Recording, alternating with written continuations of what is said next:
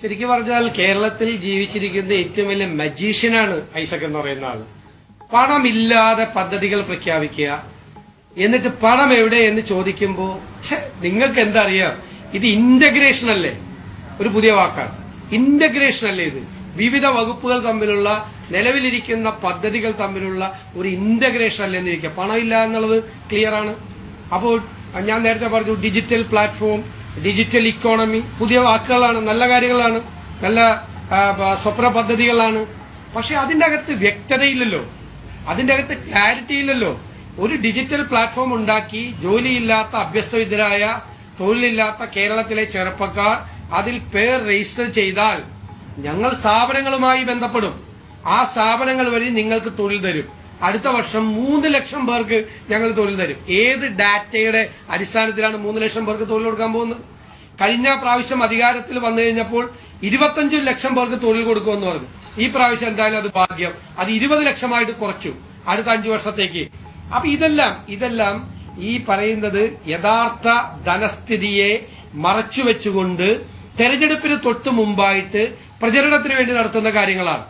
ഞാൻ പറയാൻ ആഗ്രഹിക്കുന്നത്, അദ്ദേഹത്തിന്റെ വാക്കുകൾക്ക്, അദ്ദേഹം ബജറ്റിലൂടെ പ്രഖ്യാപിക്കുന്ന പദ്ധതികൾക്ക് വിശ്വാസ്യതയുടെ കുറവുണ്ട്. കാരണം അദ്ദേഹം കഴിഞ്ഞ 5 വർഷക്കാലത്തെ ബജറ്റ് എടുത്ത് പരിശോധിച്ചാൽ ആർക്കും മനസ്സിലാകും, അദ്ദേഹം പ്രഖ്യാപിച്ചിട്ടുള്ള പദ്ധതികളിൽ നടപ്പാക്കിയ പദ്ധതികളുടെ അതിന്റെ 3 ഇരട്ടി വരും നടപ്പാക്കാത്ത പദ്ധതികൾ. ഇതുപോലുള്ള ഇത്രയും നല്ല പേര് കണ്ടുപിടിക്കാൻ ഐസക്കിനെ പോലെ ഒരാൾ കേരളത്തിലില്ല. ഏത് പദ്ധതിക്കാണെങ്കിലും അതിന് അദ്ദേഹം ഇങ്ങനെ സംസാരിച്ച് വേറെ അതിനൊരു ഉദാത്തമായ മാനം കൊടുത്ത് നമ്മളെ കൂടി അങ്ങോട്ട് കൂട്ടിക്കൊണ്ടുപോകും. ഞാൻ ഇതിലൊക്കെ പണ്ട് വീണുപോയിരുന്ന ഒരാളാണ്. അദ്ദേഹം ഇത് പറയുമ്പോൾ ഞാൻ ഭയങ്കര ആവേശഭരിതരായി ഇതൊക്കെ കേട്ടുകൊണ്ടിരുന്ന ഒരാളാണ്. പക്ഷെ ഇത് യാഥാർത്ഥ്യത്തിലേക്ക് വരുമ്പോ ആ യാഥാർത്ഥ്യവും അദ്ദേഹം പറയുന്ന കാര്യങ്ങളും തമ്മിൽ യാതൊരു ബന്ധവുമില്ല. ഞാനൊക്കെ പെട്ടുപോയത് ഇപ്പോഴും ഒരുപാട് ആളുകൾ പെട്ടു നിൽക്കുകയാണ്. നമ്മളിത് കഴിഞ്ഞ അദ്ദേഹത്തിന്റെ 10ാമത്തെ വർഷമാണ്. ഞാൻ അസംബ്ലിയിലെ MLA ആയിട്ട് വരുമ്പോ മുതൽ അദ്ദേഹം അവിടെ ഉണ്ട്, ധനകാര്യ കാര്യങ്ങൾ സംസാരിക്കും. സത്യം പറഞ്ഞാൽ ഐസക്കിനെ പോലെ ഒരാൾ അപ്പുറത്തുള്ളത് കൊണ്ടാണ് ഞാൻ എക്കണോമിക്സ് പഠിക്കാൻ തുടങ്ങിയത്.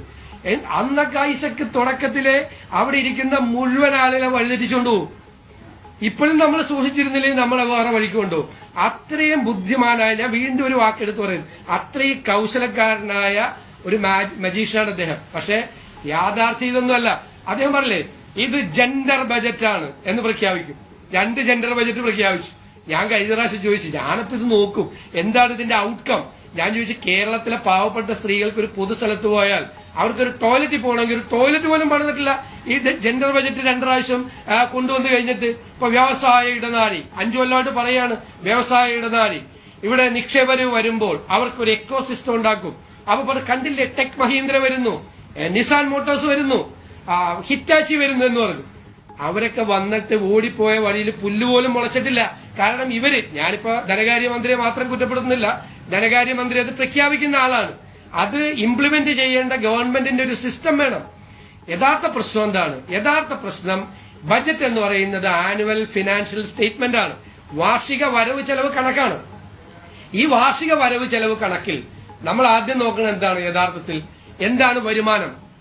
അദ്ദേഹം അധികാരത്തിൽ വന്ന 5 കൊല്ലം മുമ്പ് എന്നോട് പറഞ്ഞത്, നിങ്ങൾ നോക്കിക്കോ സതീശ, ഞങ്ങൾ നിങ്ങളെ പോലെ അല്ല, ഞങ്ങൾ അടുത്ത 5 വർഷക്കാലം 30% നികുതി വരുമാന വർധനവുണ്ടാവും, നോക്കിക്കോ എന്ന് പറഞ്ഞു.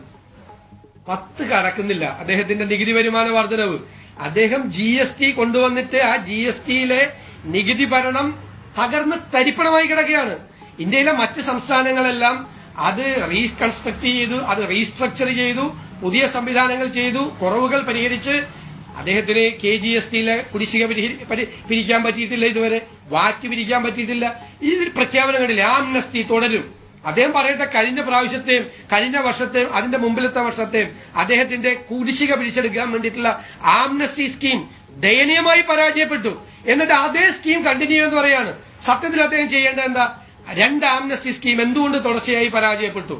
അതിന്റെ പ്രശ്നങ്ങൾ മനസ്സിലാക്കി അത് കുറെ കൂടി ഭംഗിയായ രീതിയിൽ പരിഹരിക്കാൻ വേണ്ടിയിട്ടുള്ള ഒരു സിസ്റ്റം ഉണ്ടാക്കണം.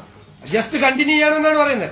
അപ്പോൾ നികുതി വരുമാനം കുറയാനുള്ള കാര്യങ്ങളെ കുറിച്ചുള്ള ഒരു ശാസ്ത്രീയമായ സമീപനം അദ്ദേഹത്തിന്റെ ബജറ്റിലില്ല. പിന്നെ കഴിഞ്ഞ 5 കൊല്ലക്കാലം ഞാൻ 1996-2001 അദ്ദേഹം ധനകാര്യമന്ത്രിയായപ്പോൾ എനിക്ക് ആ പരാതി അദ്ദേഹത്തെ കുറിച്ചില്ല, ഈ പരാതിയൊന്നുമില്ല. അന്ന് അദ്ദേഹം കർശനമായി എല്ലാ വകുപ്പുകളിലും ഇടപെടുമായിരുന്നു. ഇപ്പൊ ഒരു വകുപ്പിലും അദ്ദേഹം ഇടപെടുന്നില്ല. കാരണം എന്താണെന്നറിയോ? ദുർച്ചെലവ് നടക്കുകയാണ്. ധനകാര്യ വകുപ്പ് നോക്കുകുത്തിയായി നിൽക്കുകയാണ്. അതിന്റെ രാഷ്ട്രീയ കാരണങ്ങൾ ഉണ്ടാവും.